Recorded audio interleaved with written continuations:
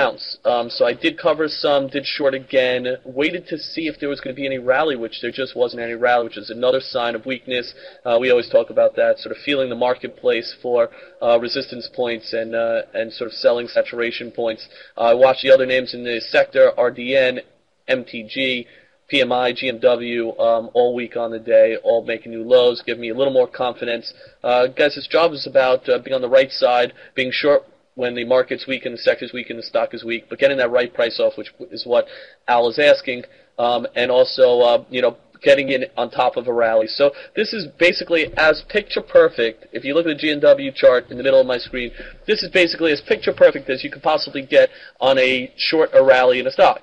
So you get up to that 14 level, you have a resistance point, market starts to weaken, sector starts to weaken, people in the community are calling out new lows in RDN, MBI, GNW, MTG or other names in the space, PMI, and if you look at it, there's a beautiful pull-in straight from about 14 even, straight to about 1365, rally back up to 1385, just with the pull-in again to 1380. I love trades like that. I think that that's the exact idea of what we do, even though for 1360, bounce up to 1370, to go back down to 1360 where it bottomed out again. I did cover towards the bottom, which helped me lock in my profits. I didn't size up. I haven't been sizing up, which maybe I should be a little bit more because I have been very right over the past couple weeks or even couple months.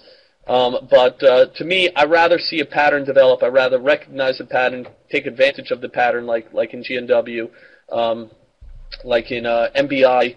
Also, find the weakness, identify the weakness, get a rally off. If you look, MBI also did have a rally up to about about 1280, I believe, 1290 or 1290. I believe there was an 87 bid for about 37,000 shares that I was eyeing. I was already in for about 4,000 shares on that also. Once it broke that level, also pulled in pretty hard for about 30, 40 cents. I didn't have enough because also that one didn't cooperate as much. Didn't really trade it that well. And, it's funny because yesterday I spoke to a trader in the community, and we were talking about sometimes you just feel like you're too right. I'm like, yeah, I'm short MBI. It's so obvious. The rest of the sector is very weak. This thing's also going to weaken. I'm getting in a good price. I was like, this thing isn't going to really work out. Anyway, it did work out, and it did, pull in, trading right now about 15 cents off the low of the day. I'm still short 900 shares. I just shorted on the last rally just to get short a little bit more. I'll cover some of that, make some lunch money back. And so that is my philosophy, and it's always been my philosophy. For those of you guys who trade with me for forever, I really do try to go with the flow.